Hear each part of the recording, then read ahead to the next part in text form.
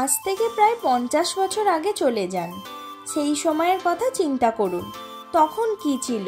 প্রায় বেশিরভাগ জায়গায় ছিল গ্রাম, আর সেই গ্রামে হাঁস মুরগি পোষা, গরু পোষা, নিজেদের মতো করে সার ছাড়া সবজি চাষ করা, ঢেঁকিতে চাল কোটা, এই সমস্ত কিছু আপনারা সব এক জায়গায় পেয়ে যাবেন।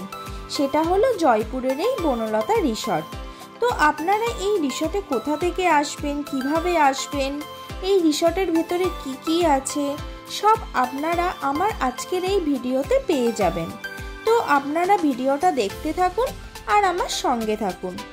বনলতা রিসর্টে আসতে গেলে কলকাতা থেকে ডানকুনি, আরামবাগ, কতুলপুর হয়ে বনলতা, আর না হলে বর্ধমান থেকে সোনামুখী, বিষ্ণুপুর হয়েও বনলতা রিসর্ট আসা যায়। বাই ট্রেনে আসতে হলে হাওড়া থেকে রূপসী বাংলা কিংবা আরণ্যক এক্সপ্রেস ধরে বিষ্ণুপুর, সেখান থেকে 14 কিলোমিটার বাসে করে আপনাদের আসতে হবে বনলতা রিসর্টে।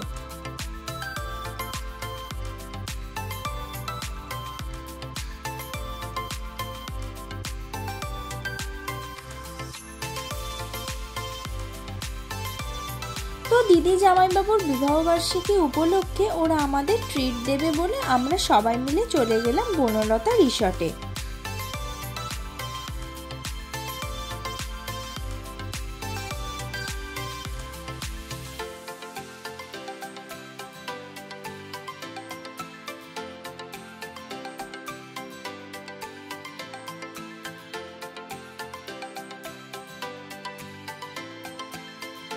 আমরা এখন ঢুকছি বনলতা রিসর্টের ভিতরে।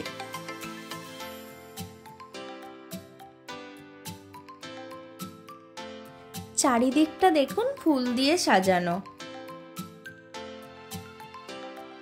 এইখানে দেখুন বাচ্চাদের খেলার জন্য একটা ছোট পার্ক করা আছে। এখানে ঘোড়ার গাড়িও আছে, আপনারা চাইলে এতে চেপে চারিদিকটা ঘুরতে পারেন। পার হেড 100 টাকা। এখানে ঢেঁকিতে চাল কোটা হয়, তারপর পিঠে বানিয়ে দেওয়া হয়। আপনারা চাইলে এখানে খেতেও পারেন। এখানে কিন্তু এখন পাটিসাপটা বানানো হচ্ছে। আমরা এক পিস নিয়েছিলাম 40 টাকা।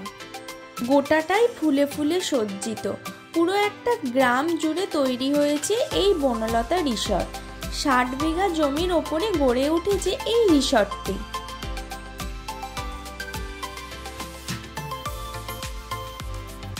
কি ভিড়! এখন শীতকাল বলে কত লোক এসেছে এখানে। মেনু কার্ডটা আপনাদের দেখিয়ে দিচ্ছি। এখানে আপনারা টার্কি, এমু, দেশি মুরগি এবং অন্যান্য ভ্যারাইটিস আইটেমও পেয়ে যাবেন।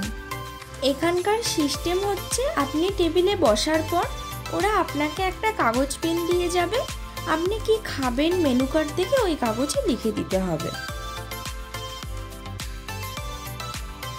এখানে থালি 100 টাকা।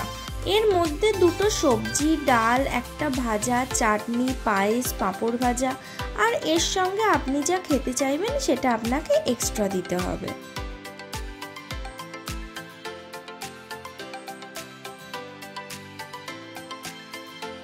এই আমাদের লাঞ্চ চলে এসেছে। আমরা 2 প্লেট ভেজ থালির সাথে একটা পোস্ত বড়া 100 টাকা, একটা দই ইলিশ 350 টাকা, একটা রুই পোস্ত 200 টাকা, আর এর সাথে কিছু চাইনিজ নিয়েছিলাম। মিক্স চাউমিন 300 টাকা, মিক্স ফ্রাইড রাইস 280 টাকা, আর গার্লিক চিকেন 200 টাকা। চাটনি, পায়েস আর পাঁপড় শেষে দেওয়া হয়েছিল, ওইগুলোর আর ভিডিও করা হয়নি। দেন লাঞ্চ কমপ্লিট করে ফুলের গার্ডেনে চলে এসেছি।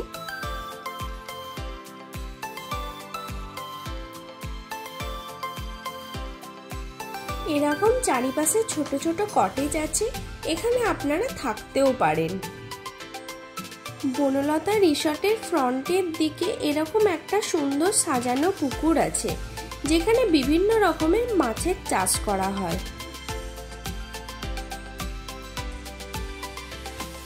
এই দেখুন বনলতা রিসর্টের গোয়াল ঘর। প্রচুর গরু এখানে রয়েছে। এর থেকে যা দুধ পাওয়া যায় সব এই বনলতা রিসর্টে কাজে লাগানো হয়।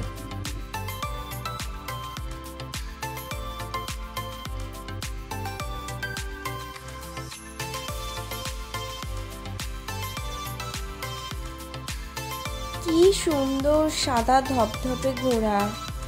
তো আপনারা চাইলে এখানে হর্স রাইডিংও করতে পারেন।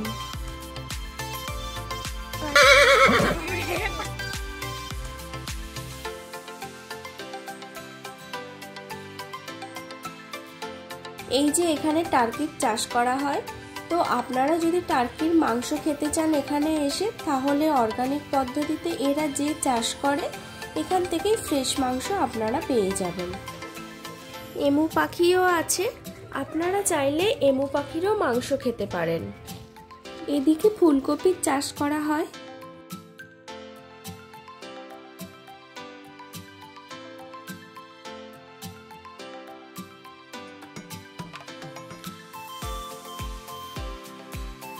এখানে যে শাকসবজির চাষ করা হয় সেই অর্গানিক ভেজিটেবলসগুলো এবং পশুপালনের চাষ, এগুলোই আপনারা খাদ্য হিসাবে এখানে পাবেন।